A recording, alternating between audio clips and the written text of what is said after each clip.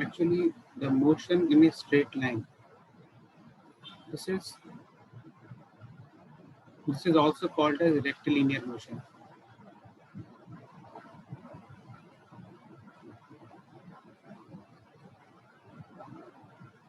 Rectilinear motion. Actually, this is a part of this everything. The Newton's laws of motion you will be studying in the future chapters. You will be studying the kinematics and the Newton's laws of motion, actually, which is a part of dynamics. There are two parts of mechanics. The two parts of mechanics are such that the first part consists of statics and second part consists of dynamics. What is the difference between the statics and dynamics? Statics is the study of forces, only the study of forces and their effect on object at rest. This is called the statics. Statics means actually statics deal करता है जब आप forces को study कर रहे हैं किसी body के ऊपर, जब वो रेस्ट की पोजीशन में, वो मूव नहीं कर रही होती है. और डायनेमिक्स का मीनिंग होता है study of forces on an object when the body is in motion. मतलब जब बॉडी मूव कर रही हो तो उसके ऊपर कौन सी किस तरह की फोर्सेस लगती हैं, उसको जब आप स्टडी करते हो तो वो एक्चुअली डायनेमिक्स के पार्ट में आता है. अब एक्चुअली जो डायनेमिक्स जो आप पढ़ने वाले हो, वो डायनेमिक्स के जो दो पार्ट होते हैं उसमें एक होता है आपका काइनेमेटिक्स और दूसरा होता है kinetics. Kinematics is what is the thing which is in your syllabus. Kinematics is in your syllabus. Kinematics is the motion in a straight line. Kinematics consists of motion in a straight line and motion in a plane. This is in your syllabus.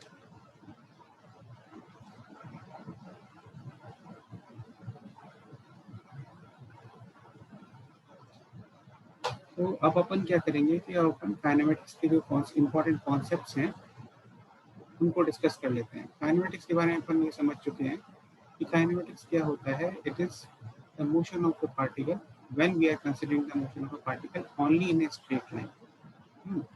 And when we will be considering the motion of particle in a plane, then in that motion of projectile will be there.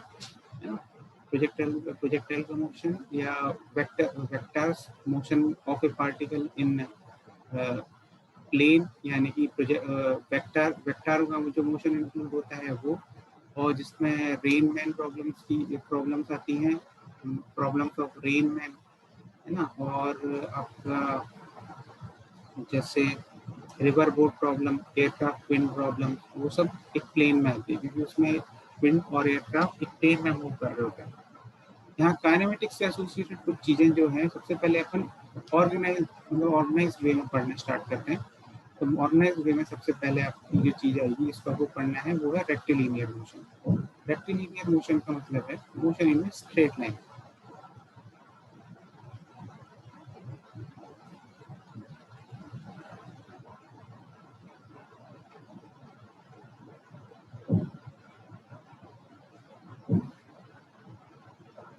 इससे associated सबसे पहले अपन को कुछ चीज़ें समझ लेनी चाहिए कि सबसे पहले कि अगर कोई भी एक पार्टिकल है, उसका एक पर्टिकुलर मास होता है. मास होता है, एक क्वांटिटी है, एक जिसका यूनिट केजी में होता है, केजी या ग्राम्स. तो ये बॉडी है जिसकी एक पर्टिकुलर मास है, वो अगर किसी भी एक डायरेक्शन में मूव कर रही है तो वो एक्चुअली वो है हमारा सिस्टम ऑफ स्टडी. इसको हम पढ़ रहे हैं अभी. इससे एसोसिएटेड कुछ चीज़ें होंगी जैसे कि इसकी वेलोसिटी, दूसरा स्पीड और तीसरा एक्सेलरेशन.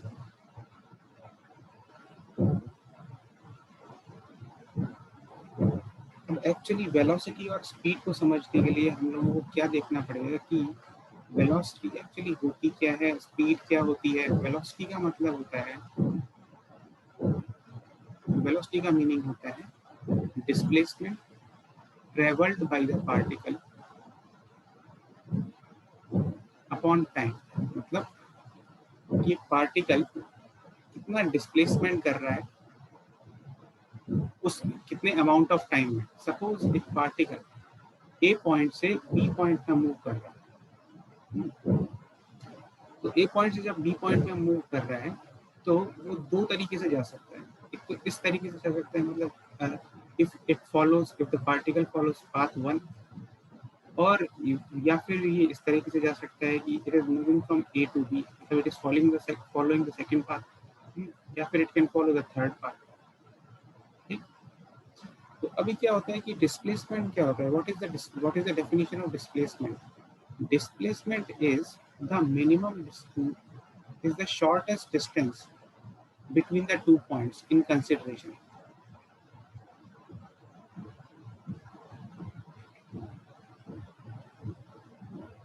ए और बी के, अब यहाँ पर जैसे आप देखोगे तो ए और बी के बीच में जो शॉर्टेस्ट डिस्टेंस है वो क्या है, वो है ये straight line connecting A and B. इसको आप बोलोगे डिस्प्लेसमेंट। किसी भी दो पॉइंट्स के बीच में जो शॉर्टेस्ट डिस्टेंस होता है उसको अपन कहते हैं डिस्प्लेसमेंट। और अगर ये डिस्प्लेसमेंट उस पार्टिकल ने टाइम टी में कवर किया है तो उसका मतलब velocity is equal to this distance x upon time taken to cover this distance, this shortest distance, यानी कि x upon t। Okay, this is velocity. Now we come to speed. Speed क्या होता है?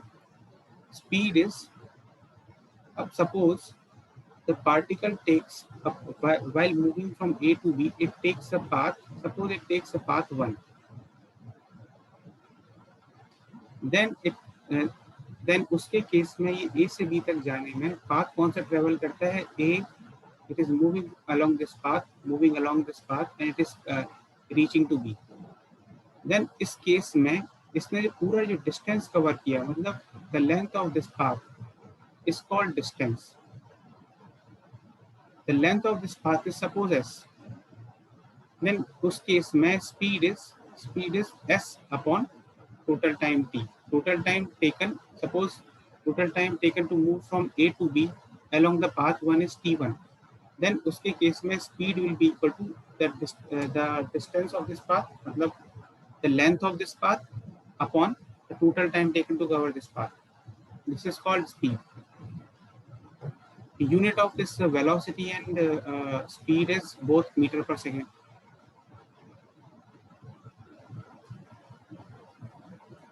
Both for velocity as well as speed. Unit is meter per second. Now,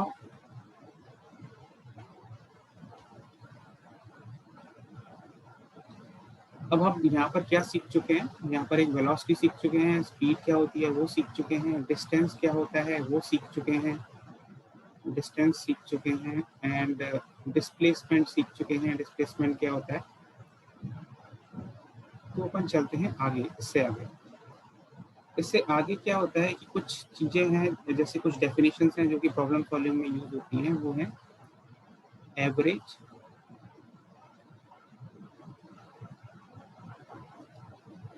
velocity. What is average velocity? Average velocity is defined as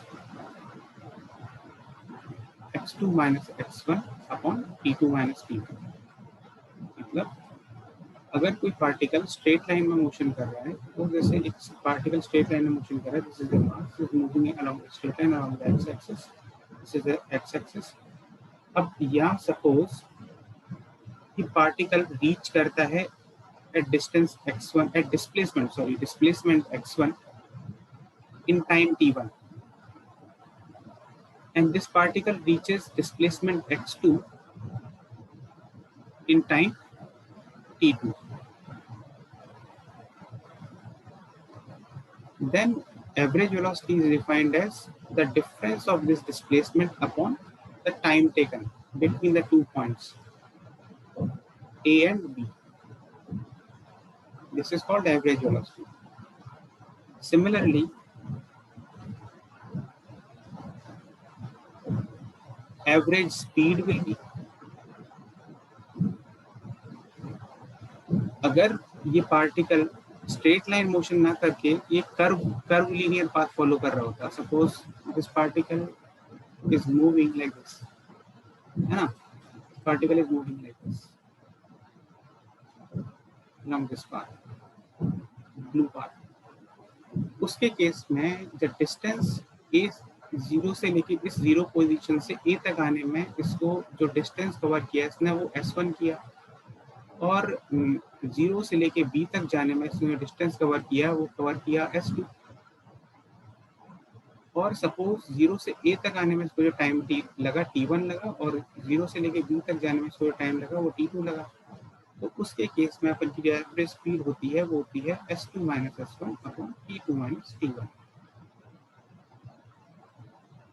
okay, उसके बाद अपन आते हैं next जो concept है वो है आपका इंस्टेंटेनियस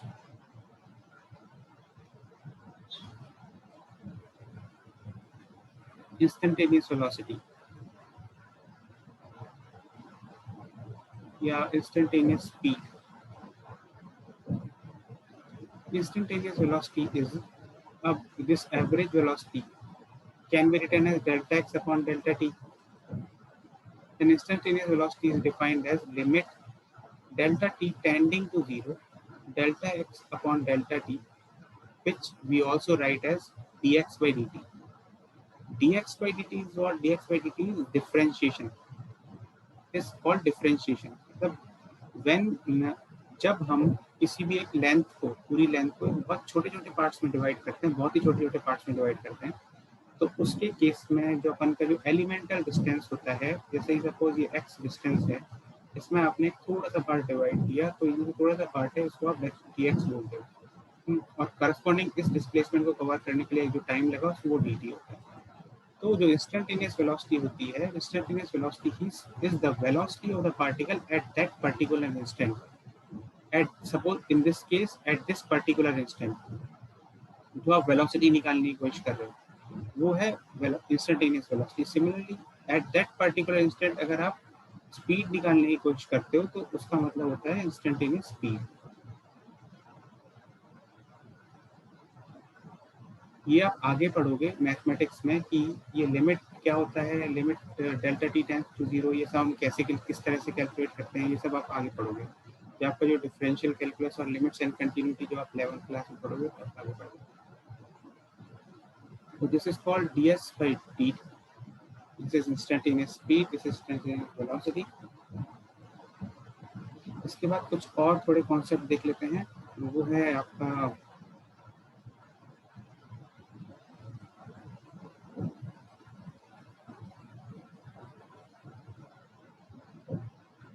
एक्सेलरेशन।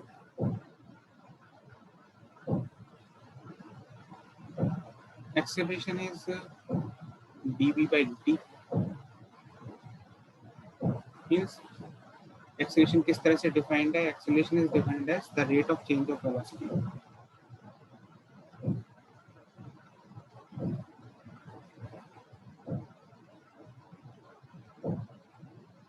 जिस तरह से एवरेज वेलोसिटी डिफाइंड होती है उसी तरह से एवरेज एक्सेलरेशन डिफाइंड होता है। तो average acceleration will be average acceleration will be v2 minus v1 upon t2 minus t1. देखिए यहाँ पर मैंने वेलोसिटीज को इसके ऊपर एक एरो का निशान बनाया है। एरो का सिंबल का मतलब क्या होता है कि this is a vector. Now what is vector and what is scalar? Vectors are those quantities which have direction as well as magnitude. जैसे सपोज फोर्स क्या होता है? फोर्स अगर हम किसी भी तरह से किसी भी बॉडी पर डिफाइन करते हैं तो फोर्स क्या होती है? उसका एक पर्टिकुलर डायरेक्शन होना चाहिए और उसका एक पर्टिकुलर मैग्नीट्यूड होना चाहिए। तो ये 2 न्यूटन जो ये है 2 न्यूटन है फोर्स, ये है इसका मैग्नीट्यूड, और एक डायरेक्शन है, ये डायरेक्शन है, दिस रिप्रेजेंट्स इट्स डायरेक्शन। तो इसका मतलब anything which has magnitude as well as direction is called a vector.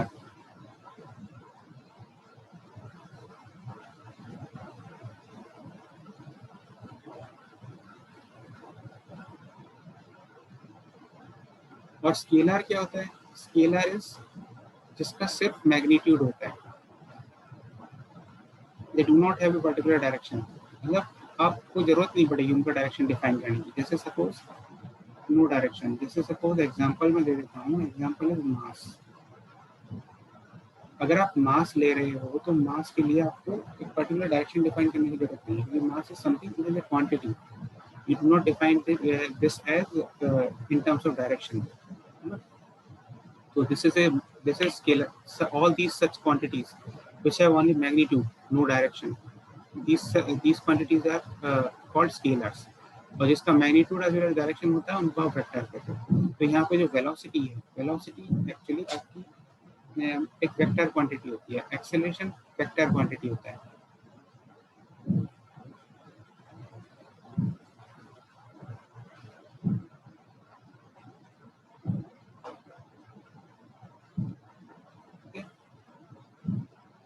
Average acceleration हो चुका है। इसी तरह से अपन ने एक्सेलरेशन निकाला है, इसको आप इंस्टेंटेनियस एक्सेलरेशन भी कह सकते हो।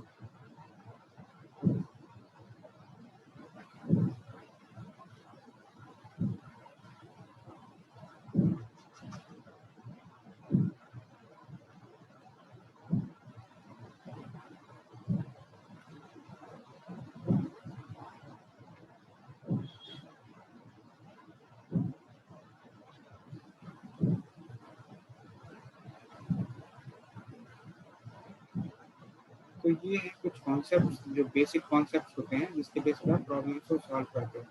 Most basic concepts. अभी ये कॉन्सेप्ट आपको समझना जरूरी है, मतलब स्टार्टिंग में जब काइनेमेटिक्स स्टार्ट करते हैं। इसके बाद we will be moving to some advance concepts जो रेक्टिलिनियर मोशन के हैं, इनकी equations of motion, that I will be taking up in the next classes.